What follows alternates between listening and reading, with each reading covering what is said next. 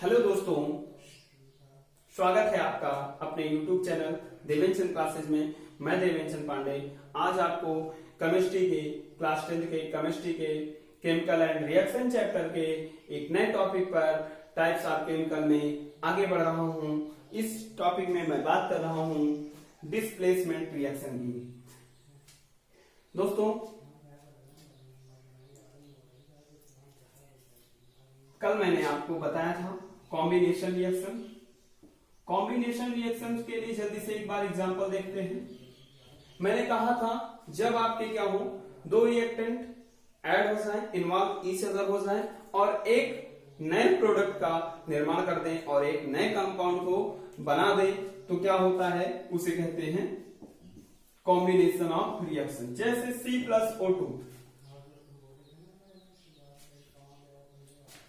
CO2 heat इसमें flow होती है, बाहर निकलती है। जैसे formation of H2 plus O2 H2O 2H2O plus का हीट। क्लियर? ये क्या है, कॉम्बिनेशन ऑफ रिएक्शन है। दूसरा मैंने बताया था वियोजन अपक्रिया। क्या? वियोजन अपक्रिया या अपघटन अपक्रिया means that decomposition of reaction. Decomposition of reaction क्या? जैसे CaCO3, ये आपका क्या होता है, कैल्शियम ऑक्साइड CaO और CO2 में क्या होता है, विभक्त हो जाता है और टूट जाता है। तोड़ने के लिए, बॉन्डिंग ब्रेक करने के लिए डिकम्पोजिशन रिएक्शन एंडोथर्मिक रिएक्शन होती है, एक्सोथर्मिक नहीं होती है।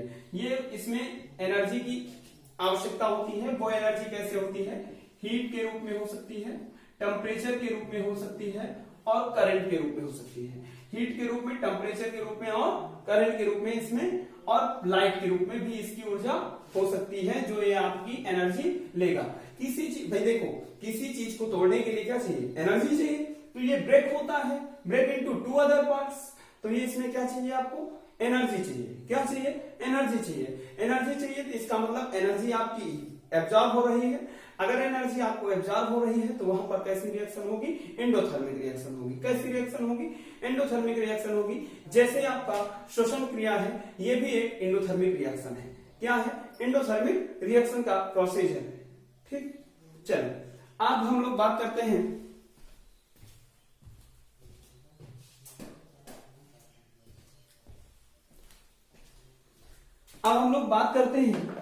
डिस्प्लेसमेंट रिएक्शन की। किसकी? डिस्प्लेसमेंट रिएक्शन की। तो दोस्तों क्या होता है, डिस्प्लेसमेंट रिएक्शन है क्या, बात को समझेंगे। तो डिस्प्लेसमेंट रिएक्शन आपका दोस्तों, जैसा कि मैं बताना चाह रहा हूं कि डिस्प्लेसमेंट का मतलब होता है विस्थापित कर देना। जैसे क्या हो, आप किसी को हटा के उसके स्थान पर अपना स्थान दे दें। ठीक है, जैसे क्लास में होता है कि जो सक्रिय बच्चा होता है, जो बहुत ही सक्रिय और पावरफुल बच्चा होता है, वो क्या करता है, छोटे बच्चे को, एक दूसरे बच्चे को, अपने से वीक बच्चे को क्या करता है, उसको हटा के उसके स्थान पर सीट ले लेता है। ऐसा करता है ना, उसके स्थान पर बैठ जाता है। तो वही प्रोसीजर आपका कंपाउंड में भी है, एलिमेंट्स में भी है। तो क्या होता है, जब मोर रिएक्टिव एलिमेंट्स सपोज हमने ले लिया आयरन। चले करते क्या है, आप आयरन की 3 कील ले लीजिए। कितनी? 3। कितनी? 3 कीले ले लीजिए और उनको क्या करिए, खूब रेगमार्क से साफ कर लीजिए। रेगमार्क से उनको साफ कर लीजिए और साफ करने के बाद 2 किलो को, कितनी किलो को, 2 किलो को एक कॉपर सल्फेट के विलेन में डाल दीजिए। क्या हो, करिए, कॉपर सल्फेट का विलेन में डाल दीजिए। जब कॉपर सल्फेट के विलेन में हम उस आयरन की कील को, लोहे की कील को डाल देते हैं और एक कील बाहर रखी है, अभी बता रहा हूं उस कील का यूज क्या है। तो 2 किलो को मैंने डाल दिया कॉपर सल्फेट के विलेन में। तो कॉपर सल्फेट के विलेन में 10 मिनट तक पड़ा रहने दीजिए और उसको हिला दीजिए, विलेन को हिला दीजिए। कॉपर सल्फेट एक्वस सॉल्यूशन होता है, जली विलेन होता है। ठीक है, उसके बाद क्या करिए, उन दोनों कीलों को बाहर निकालिए। दोनों कीलों को बाहर निकालने पर होता क्या है, जो आपकी कील है वो चमकदार और थोड़ा रंगीन कलर में हो जाती है, हल्का रंगीन कलर में हो जाती है और शाइनिंग उसमें आ जाती है। और जो कॉपर सल्फेट का विलयन होता है वो गंदा हो जाता है। क्या हो जाता है? गंदा हो जाता है। और गंदा होने के बाद क्योंकि उसमें कॉपर सल्फेट के विलयन से क्या हो गया है? सल्फेट आ गया है। उन कीलों में क्या हो गया है? सल्फेट आ गया है। सल्फेट आने के कारण, किसके आने के कारण? सल्फेट आने के कारण आयरन क्या होता है? चमकीला हो जाता है ना?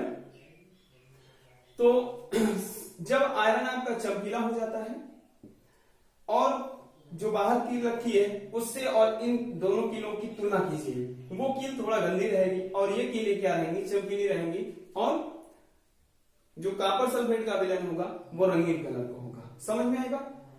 ठीक है ना? तो ऐसा क्यों होता है? ये आपका डिस्प्लेसमेंट रिएक्शन के कारण होता है। कैसे होता है जरा देखिए। Fe प्लस इसमें मैंने कॉपर सल्फेट का एक्वस सोल्यूशन मिला दीजिए, एक्वस सोल्यूशन, ठीक है। ये आपका सॉलिड होता है। तो आयरन क्या करता है? कॉपर सल्फेट से कॉपर को क्या करता है? विस्थापित कर देता है, कॉपर को बाहर निकाल देता है, Fe और SO4 बना देता है फेरस सल्फेट, जो कि एक्वस सॉल्यूशन है। और प्लस का Cu को क्या कर देता है? बाहर कर देता है, दैट इज सॉलिड। क्लियर? तो क्या when a more reactive, बात समझ में आई ना? when a more reactive elements, when a more reactive element displaced are removed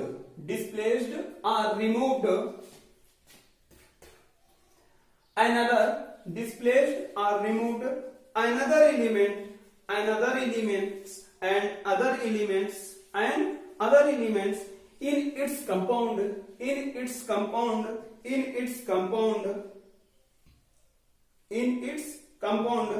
तो क्या? its reaction is called are known as, चाहे आप इस called लिखिए चाहे are known as लिखिए, डिस्प्लेसमेंट रिएक्शन। जब क्या होता है? जब एक अधिक सक्रिय तत्व किसी कम सक्रिय तत्व के यौगिक से क्या करें? क्रिया करें। और क्रिया करने के बाद क्या करें? उस कम सक्रिय तत्व के यौगिक के तत्व को विस्थापित कर दे तो ये क्या कहलाता है? कम सक्रिय तत्व के यौगिक को विस्थापित कर दे तो क्या कहलाता है? ये प्रोसेस, ये रिएक्शन क्या कहलाती है? आपकी displacement reaction. When a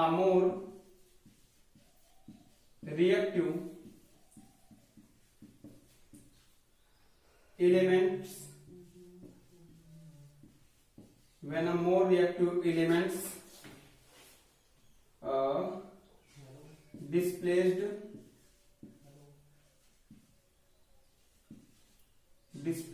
are removed, a less reactive elements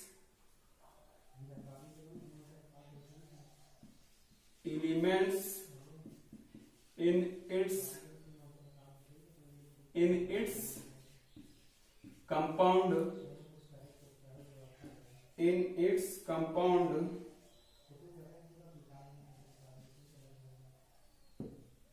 this reaction is known as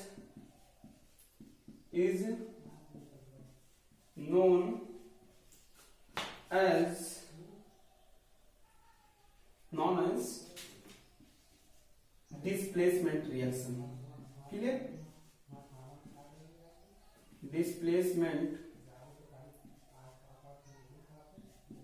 reaction.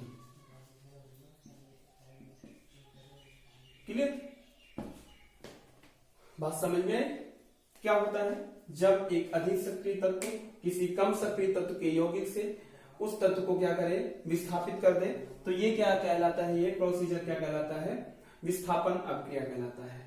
Okay, चलिए एग्जाम्पल एक और देखते हैं। एग्जाम्पल में मैंने ले लिया लेड, पीबी ले लिया और CuSO4 ले लिया। तो पीबी भी क्या होता है, कॉपर से अधिक सक्रिय होता है। तो ये क्या करता है, पीबी और SO4 बना लेता है और Cu को क्या करता है, बाहर कर देता है। क्लियर। इसी प्रकार मैंने Zn ले लिया और जिंक और CuSO4 ले लिया, CuSO4 ले लिया। ये क्या करता है, Zn जो है जिंक सल्फेट बना लेता है, ZnSO4 व्हाइट कलर का और प्लस का Cu। क्लियर। और एक ले लेते हैं Zn प्लस CuCl2। तो जहां पर Zn और Cl वहां पर ZnCl2 और प्लस का Cu, क्या होगा, Cu आपका बाहर हो जाएगा। क्लियर। ये आपके क्या होंगे, ये प्रोसीजर जो होगा वो आपका कहलाएगा डिस्प्लेसमेंट रिएक्शन। ओके, तो डिस्प्लेसमेंट रिएक्शन दोस्तों समझ में आया।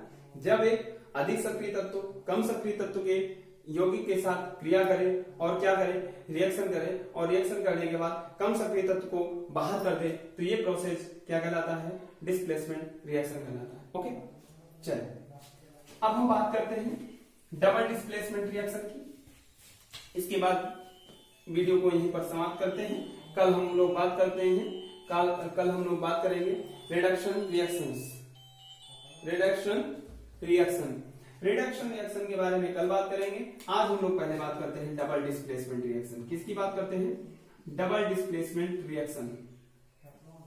डबल डिस्प्लेसमेंट का मतलब आप समझ रहे होंगे कि डबल, दो लोगों का डिस्प्लेसमेंट होगा। क्या होगा, displacement reaction. Clear. Double displacement reaction क्या है, दो लोगों का विस्थापन होगा। वो दो लोग होंगे कौन, आयनों का विस्थापन होगा। एक दूसरे के आयन का क्या होगा, विस्थापन होगा। और विस्थापन होने के बाद क्या होगा, आपका एक नया कंपाउंड बनेगा। क्या बनेगा, नया कंपाउंड बनेगा। और ये क्या प्रोसीजर कहलाएगा, डबल डिस्प्लेसमेंट रिएक्शन कहलाएगा। चलें लिखें,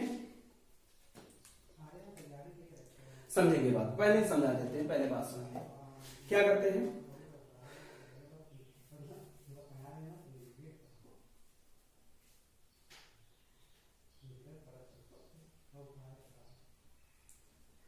क्या करें आप, सोडियम सल्फेट ले लीजिए।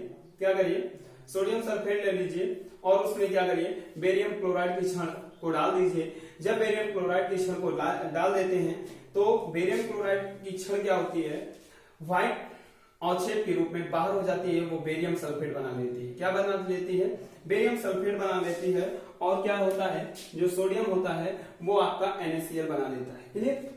जैसे Na2SO4 प्लस का BaCl2, इरिवर्सिबल रिएक्शन साइन। तो जहां पर है Ba और SO4, BaSO4, ये प्रेसिपिटेट बनता है। क्या बनता है, प्रेसिपिटेट बन जाता है अवक्षेप के रूप में, PPT। ठीक है। और Na और Cl मिलकर क्या बना लेते हैं, Na और Cl। Na के दो हैं, यहां पर हो जाएंगे दो NaCl। क्लियर। ये है सोडियम सल्फेट, ये है बेरियम क्लोराइड और ये है बेरियम सल्फेट का अवक्षेप, और ये क्या है, सोडियम क्लोराइड। क्लियर। तो लिखें,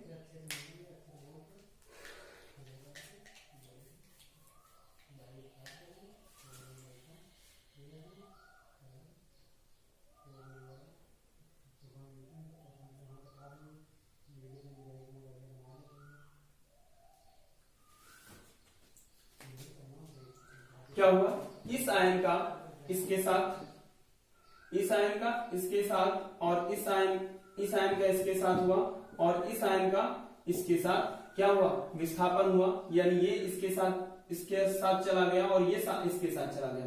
यानी इसने क्या किया, Na को विस्थापित किया और इसने क्या किया, Ba को विस्थापित किया। क्लियर। तो SO4 -2 SO4-2 और Ba+2 दोनों आयनों का क्या हो गया, विस्थापन हो गया। क्या हो गया, विस्थापन हो गया। तो क्या हुआ, डबल डिस्प्लेसमेंट रिएक्शन कहलाई। इससे हम कह सकते हैं कि such a reaction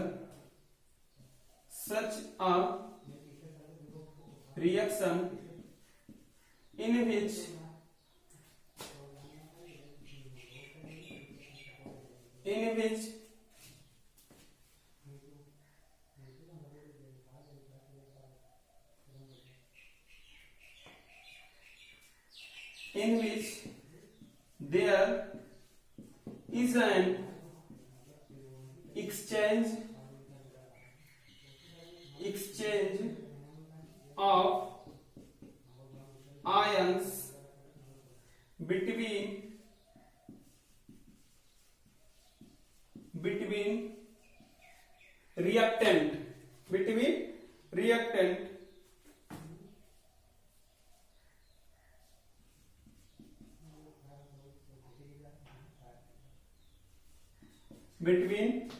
reactant are called double displacement